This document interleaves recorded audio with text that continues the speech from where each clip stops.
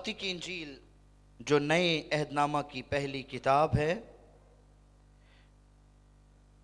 मत्ती की इंजील है, उसका 19वां बाब है और उसकी 27वीं आयत मुकद्दसा से लेकर 29वीं आयत मुकद्दसा तक हम कलाम खुदा में से पढ़ेंगे, सुनेंगे, समझेंगे और सीखेंगे. Once again for you the book of Matthew chapter 19 verses 27 through 29. मत्ती 19 27 से 29 तक. जी खुदा के कलाम मुकद्दस में यूं रकम है. जी सुनिए.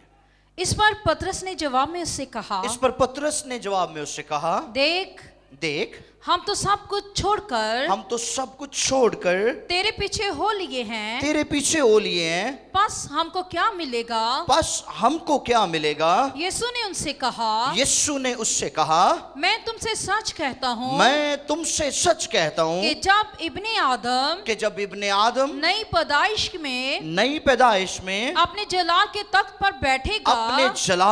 तख्त पर बैठेगा तो तुम भी जो मेरे पीछे हो लिए हो 12 तख्तों पर बैठकर इस्राएल के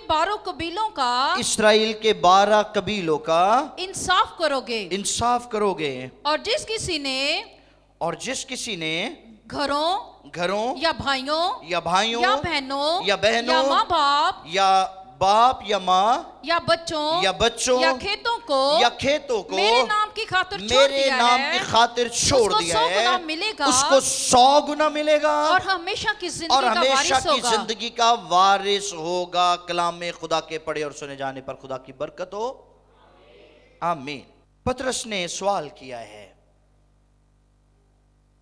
the first disciple of Jesus, यीशु मसीह का पहला शागिर्द, यीशु से सवाल करता है, हमें क्या मिलेगा? उसने ये सवाल क्यों कर उठाया कि हमें क्या मिलेगा? क्यों यीशु से इस तरह की तवक्को रखी गई? या उसने यीशु में ऐसा क्या देखा कि उसने भांप लिया, उसने जांच लिया कि इससे हमें जरूर कुछ ना कुछ हासिल होगा? तो उसने सवाल किया, हमें क्या मिलेगा? मत्ती की इंजील का मुसन्निफ मत्ती रसूल यीशु को बतौर बादशाह पेश करता है. और आप जब चारों इनाजील पढ़ते हैं तो चारों इनाजील के जो मुसन्निफीन हैं, उन्होंने जिस मुसन्निफ ने यीशु को जिस एंगल से देखा है, जिस जाविये से देखा है, उसने उसी तरह से उसको पेश किया है. ठीक? अगर एक मुसन्निफ ने यीशु को बतौर बादशाह देखा है तो उसने बतौर बादशाह पेश किया है, उसके मुतल्लिक बतौर बादशाह लिखा है. और जिसने उसको बतौर शाफी देखा है उसने उसको बतौर शाफी लिख दिया है.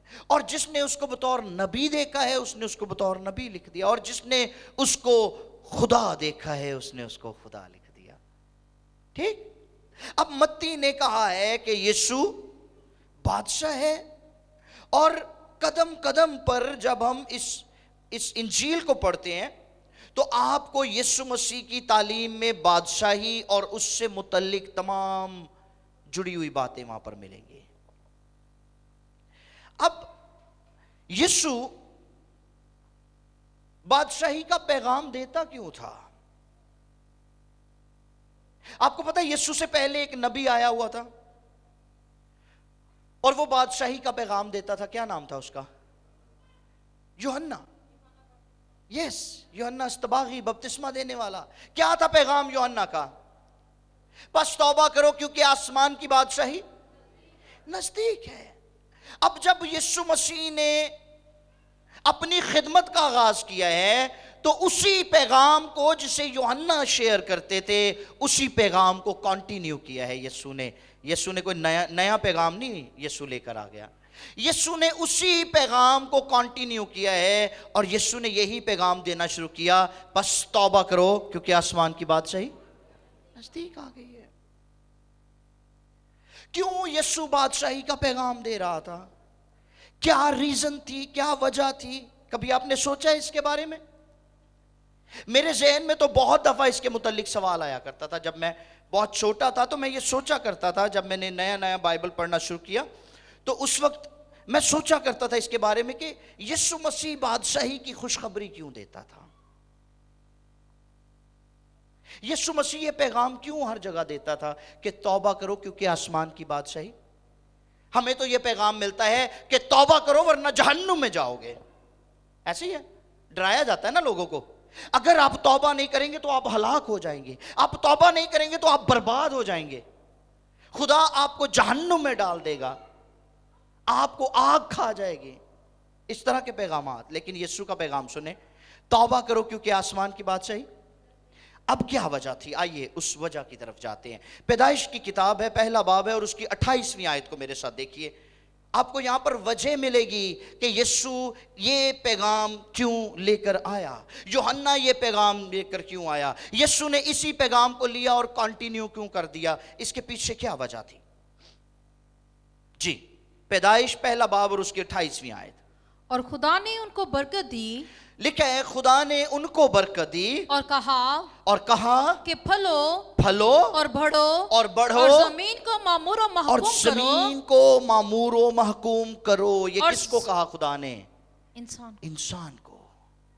انسان کو خدا نے جب بنایا تو اس کو خدا نے برکت دی، اور اس برکت میں یہ باتیں موجود تھی. کیا؟ پھلو. اور خدا نے ان کو برکت دی اور کہا، خدا نے ان کو برکت دی اور کہا کہ پھلو نمبر 1 پھلو، اور بڑھو نمبر 2 بڑھو، اور زمین کو معمور و محکوم کرو. نمبر 3 زمین کو معمور و محکوم کرو. اب بہت سارے لوگ اس کو اور زاویے سے دیکھتے ہیں. وہ کہتے ہیں نہیں خدا نے تو حوا اور آدم کو پہلے ہی برکت دے دی تھی کہ تمہارے بچے ہوں گے اور ان بچوں سے زمین معمور و محکوم ہو جائے گی. کتنا غلط کانسیپٹ ہے یہ. اور اس طرح کی باتیں وہ لوگ کرتے ہیں جو کلام کو سیکھتے نہیں ہیں، جنہوں نے کلام کو سیکھا نہیں ہے باقاعدہ.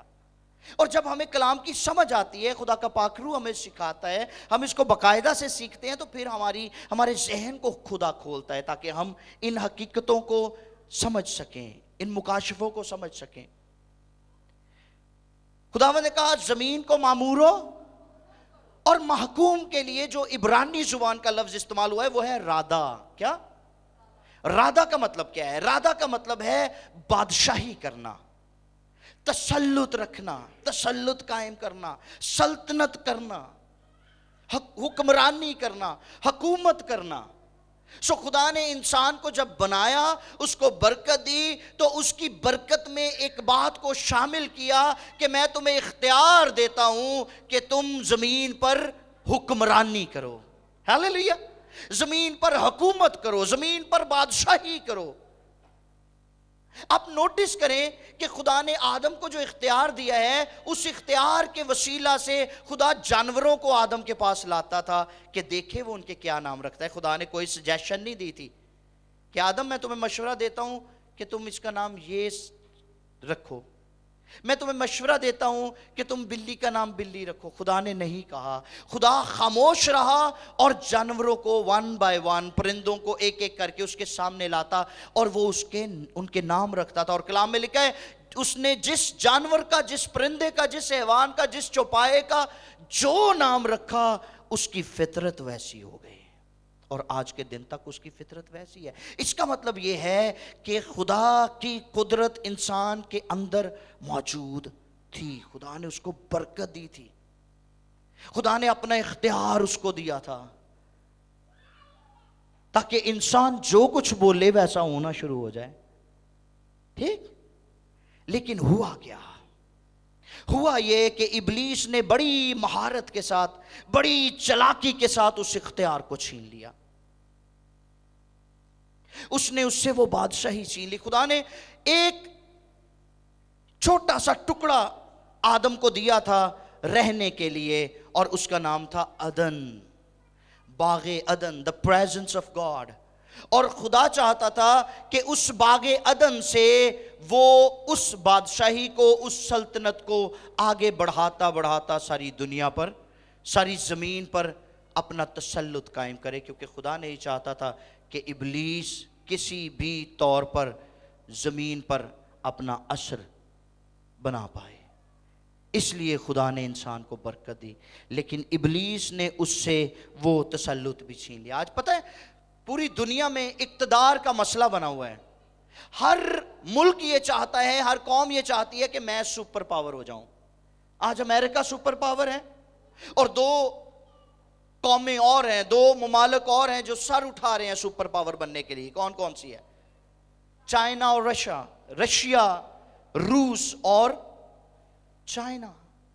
اقتدار کی جنگ لگی ہوئی ہے, لیکن اصلی حقیقت کو, اصلی بات کو کوئی بھی شخص سمجھنے سے قاصر ہے.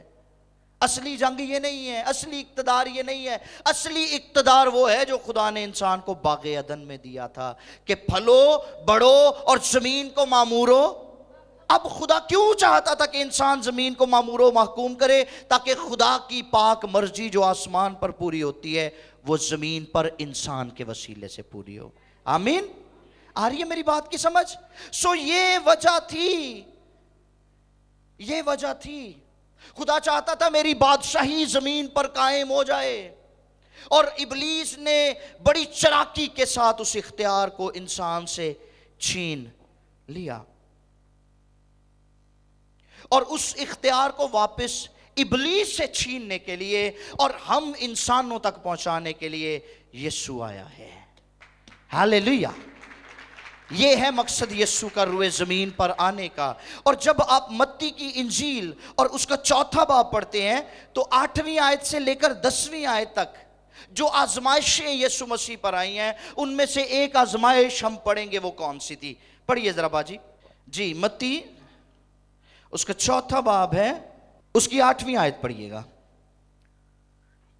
پھر ابلیس نے اسے ایک بہت اونچے پہاڑ پر سنے, پھر ابلیس اسے ایک بہت اونچے پہاڑ پر لے گیا, اور دنیا کی سب سلطنتیں اور دنیا کی سب سلطنتیں اور ان کی شان و شوکت اسے دکھائی, اور اسے کہا اگر تو جھک کر مجھے سجدہ کرے تو یہ سب کچھ تجھے دے دوں گا. جو کچھ تو دیکھتا ہے یہ سب کچھ تجھے دے دوں گا, لیکن اس کے لیے ایک شرط ہے کہ تم جھک کر مجھے سجدہ کر. اس کا مطلب کیا تھا؟ اس کا مطلب یہ تھا, وہ سراسر یہ چاہتا تھا, ابلیس کی یہ حتی المقدور کوشش تھی کہ یسوع مسیح اس کو تسلیم کر لے, اس کی بادشاہی کو مان لے, اس کو بادشاہ قبول کر لے. لیکن وہ ابلیس بادشاہ ہو نہیں سکتا تھا, کیونکہ وہ نقلی بادشاہ تھا. اس نے وہ چھینا تھا, وہ ڈاکو تھا, وہ چور تھا. اسی لیے جب ہم یوحنا کی انجیل پڑھتے ہیں تو وہاں پر 10ویں باب کی 10ویں آیت میں لکھا ہے, چور نہیں آتا مگر چرانے, مار ڈالنے اور ہلاک کرنے کو, میں اس لیے آیا کہ وہ زندگی پائیں اور کثرت کی پائیں. ہاللیلویہ. سو ابلیس جو کہ ڈاکو ہے, وہ چور ہے, اور اس نے اس اختیار کو انسان سے چھینا تھا مکاری کے ساتھ. اس لیے اب وہ اسی کی یسوع کو پیشکش کر رہا ہے, کیونکہ وہ جانتا تھا کہ یسوع آیا کیوں ہے, یسوع کا روئے زمین پر آنے کا مقصد کیا ہے. اس نے جس مخلوق کو بنایا تھا, جس کو اختیار دیا تھا, میں نے اس سے اختیار بھی چھینا اور اس کی شکل بھی بگاڑ دی, کیونکہ وہ خدا کی شبیہ پر پیدا ہوا تھا. میں نے اس کی شکل بھی بگاڑی, اس کا اختیار بھی چھینا, اور اب یہ نہ صرف اس اختیار کو واپس لینے آیا ہے بلکہ اس کی صورت کو پھر سے بنانے کے لیے آیا ہے. ہاللیلویہ. یہ تھا یسوع مسیح کا مقصد, اور وہ جانتا تھا. اسی لیے اس نے جب یسوع کو آزمایا ہے تو یہ تیسری پیشکش اس نے کی ہے کہ میں ساری کنگڈمز تجھے دے دوں گا. اور یسوع کا پیغام کیا تھا؟ توبہ کرو کیونکہ آسمان کی بادشاہی. ہاللیلویہ. یہ کہتا ہے میں ساری بادشاہتیں تجھے دے دوں گا, میں ساری سلطنتیں تجھے دے دوں گا, میں ساری کنگڈمز تجھے دے دوں گا, تو جھک کر مجھے. لیکن یسوع نے ریفیوز کیا ہے, یسوع نے ریجیکٹ کیا ہے, اور یسوع نے کہا ہاں میں اس اختیار کو لے لوں گا, لیکن اپنے باپ کے طریقے سے, تیرے طریقے سے نہیں, تجھے سجدہ کر کے نہیں. ٹھیک. پھر جب ہم یوحنا کی انجیل اس کا 3 باب اور اس کی 16ویں آیت پڑھتے ہیں, آپ سب کو یاد ہے کیا ہے وہ 3:16, خدا نے دنیا سے ایسی محبت رکھی کہ اس نے اپنا اکلوتا بیٹا بخش دیا, تاکہ جو کوئی اس پر ایمان لائے ہلاک نہ ہو بلکہ ہمیشہ کی زندگی پائے. آمین. یوحنا 3:16. اب ہم ایک چیز پر بہت فوکس کرتے رہتے ہیں, اور بعض اوقات ایک ہی چیز کو لے کر ہم یہ سمجھتے ہیں کہ شاید کلام کا یہ حصہ اس بات پر پورا ہو جاتا ہے یا یہ اس کے شاگرد جو ہے وہ گھومتا رہتا ہے، جیسے خدا نے دنیا سے ایسی محبت رکھی. خدا نے تو دنیا سے کیا مراد ہے؟ دنیا میں ہم لوگوں کو دیکھتے ہیں.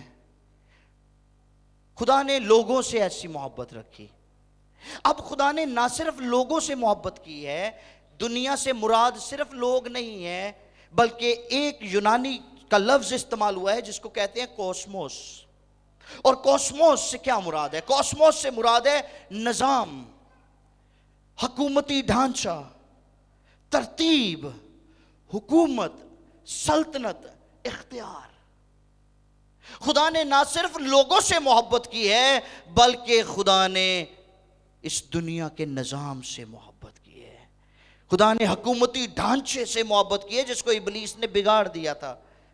ٹھیک، وہ سلطنت جو خدا نے آدم کے سپرد کی تھی، ابلیس نے اس کو چھین لیا تھا اور خدا نے پھر سے اس کے ساتھ محبت کی ہے. خدا کو پھر پسند آیا ہے کہ وہ اس نظام کو ٹھیک کرے، اس بے ترتیبی کو ٹھیک کرے، اور اس بے ترتیبی کو ٹھیک کرنے کے لیے، اس تاریکی، مایوسی اور نا امیدی میں اس نے اپنے بیٹے کو بھیجا تاکہ وہ بے ترتیبی کو ترتیب میں، مایوسی کو خوشی میں، موت کو زندگی میں، نا امیدی کو امید میں اور تاریکی کو روشنی میں بدل دے.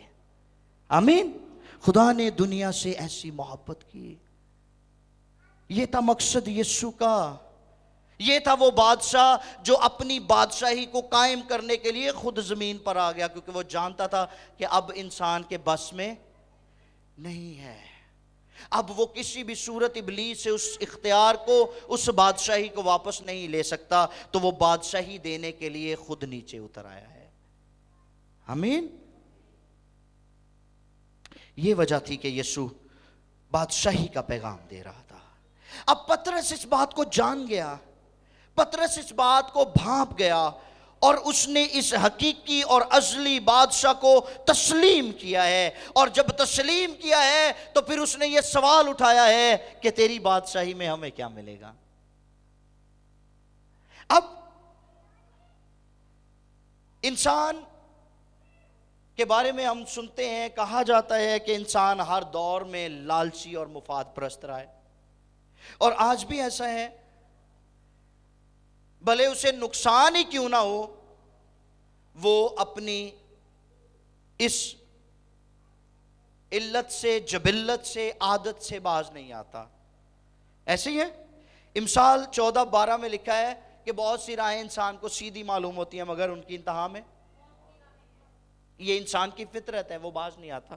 لیکن یہاں پر پطرس کے بارے میں ہم کیا اسیوم کرتے ہیں؟ کیا انڈر ایسٹیمیٹ کریں ہم پیٹر کو؟ ہرگز نہیں.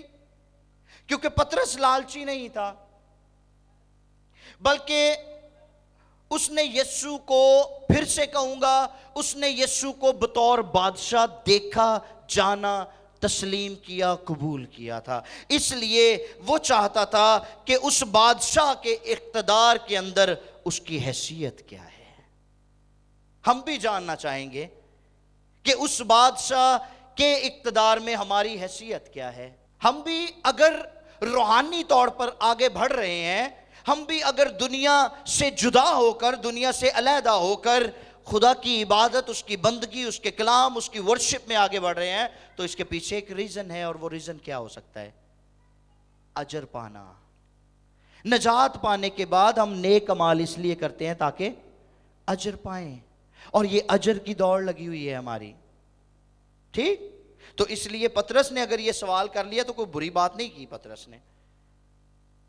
پطرس جاننا چاہتا تھا کہ خداوند کے اقتدار میں، خداوند کی بادشاہی میں اس کی حیثیت کیا ہے. اور بادشاہ کا جواب سنیے، 19واں باب اور اس کی 28 اور 29 دو آیات. بادشاہ نے ڈانٹا نہیں ہے پطرس کو، بلکہ اس کو خوشخبری دی ہے. یسوع نے ان سے کہا، जी, मैं तुमसे सच कहता हूँ मैं तुमसे सच कहता हूं कि इब्ने आदम इब्ने आदम नई पैदाइश में जी अपने जलाल के तख्त पर बैठेगा, अपने जलाल के तख्त पर बैठेगा, और तुम भी जो मेरे पीछे हो लिए हो, तुम भी जो मेरे पीछे हो लिए हो 12 तख्तों पर बैठकर 12 तख्तों पर बैठकर इसराइल के 12 कबीलों का इंसाफ करोगे। हालेलुया, इसराइल के 12 कबीलों का इंसाफ करोगे। और ये पहला वादा यीशु ने पीटर के साथ किया। जब पीटर ने यीशु से पूछा हमें क्या मिलेगा, हमारी हैसियत क्या होगी, हमारी पोजीशन क्या होगी, तेरी बादशाही में हमें कौन सा रुतबा, असी तो दुनिया च रुतबे लभी फिरने हैं। आज सीटों के लिए, ओहदों के लिए लोग पागल हुए फिर रहे हैं, ठीक, और खींचातानी लगी हुई है। कोई शख्स नहीं चाहता कि मुझसे कोई आगे बढ़ जाए, ठीक, एक दूसरे को लेट डाउन करने की कोशिश कर रहे हैं। लेकिन आसमान के बारे में क्या है? किस तरह से देखते हैं हम आसमान को, किस तरह से देखते हैं हम बादशाही को? बादशाही में जो ओहदे आपको मिलने वाले हैं वो जमीनी ओहदों से कहीं बड़े हैं। हालेलुया। तो इसीलिए कलाम में लिखा है आलम बाला की चीजों की तलाश में रहना है, ना कि दुनिया की। अब आलम बाला की चीजें कौन सी है ये सुन ले। Number 1, authority of judgement. क्या मिल रहा है उनको?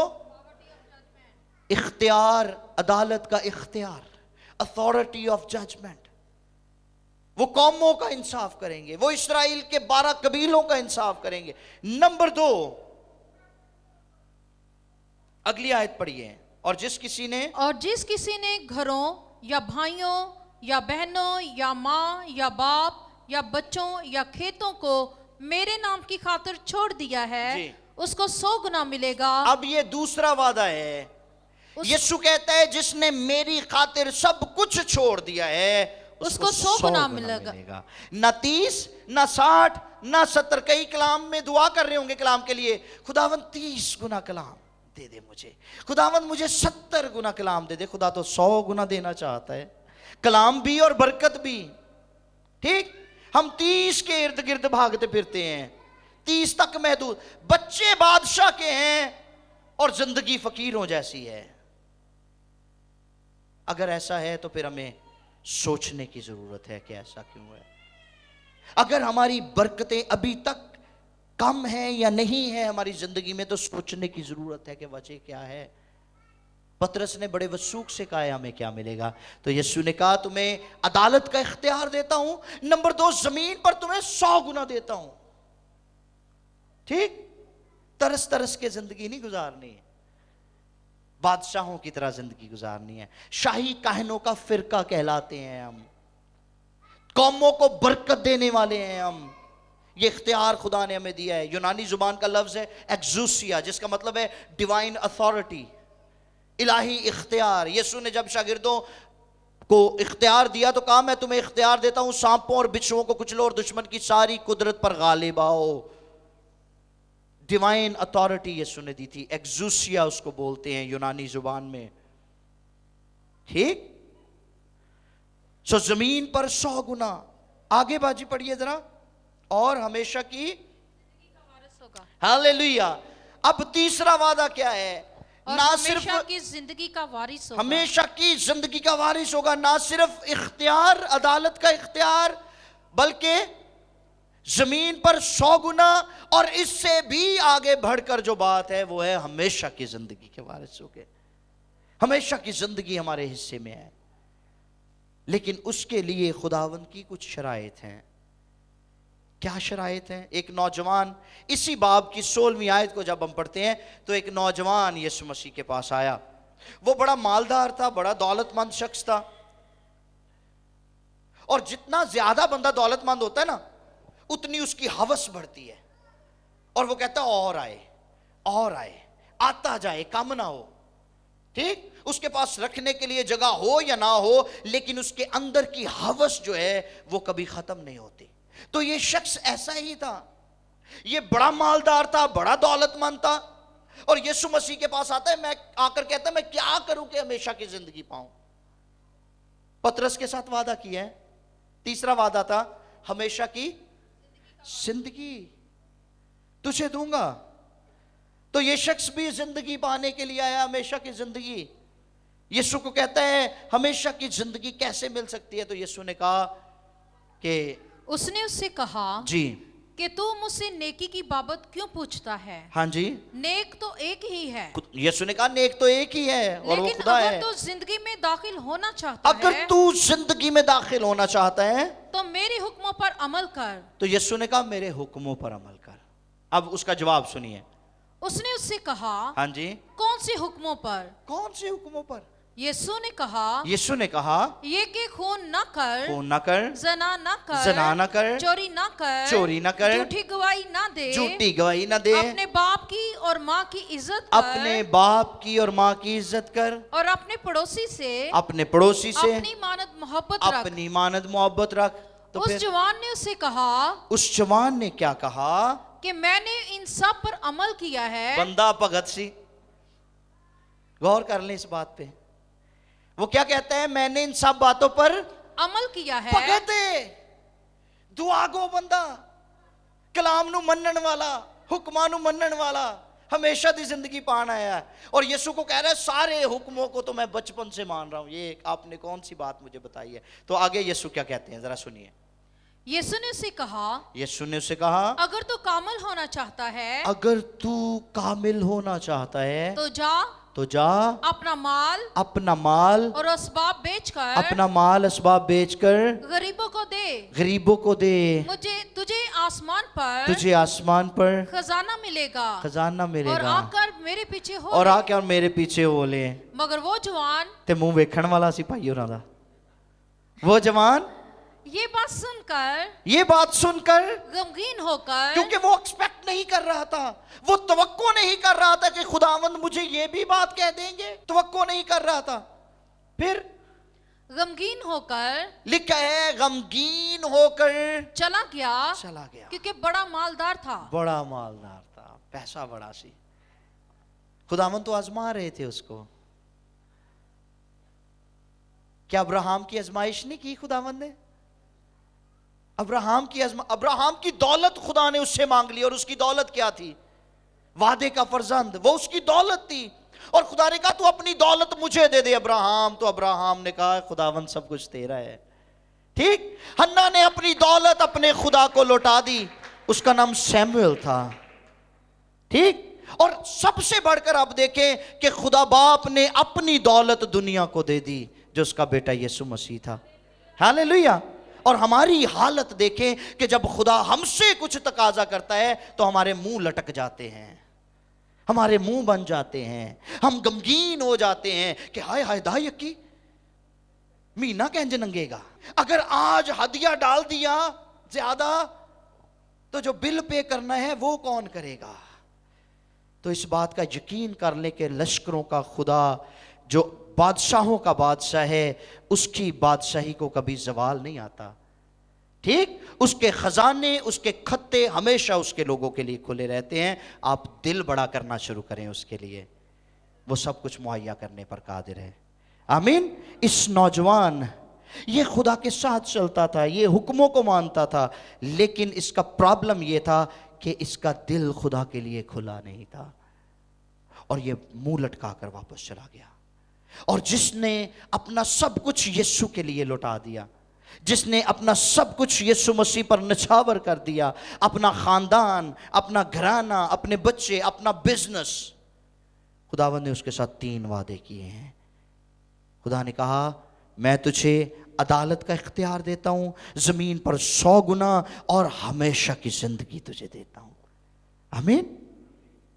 اگر آج آپ مسیح کو بطور بادشاہ دیکھتے اور قبول کرتے ہیں تو اس کی بادشاہی کو پانے کے لیے, اس کی بادشاہی میں داخل ہونے کے لیے اپنے خیالات اور اپنے نظریات, اپنی مفاد پرستی اور اپنے جو لالچ کی بادشاہی ہے اس سے ہمیں باہر نکلنا ہوگا. اور جب ہم اس سے باہر نکلیں گے تو پھر یاد رکھیے بادشاہ یسوع کے سارے وعدے آپ کی زندگی میں پورا ہونا شروع ہو جائیں گے. آمین.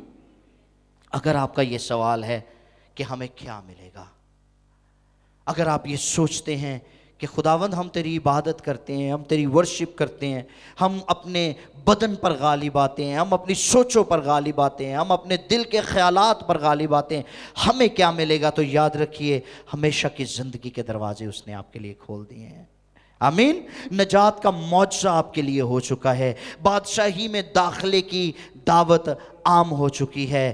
آؤ اپنا شیئر لے لو، اب فیصلہ ہمیں کرنا ہے۔ آئیے سر کو جھکائیں، آنکھوں کو بند کریں۔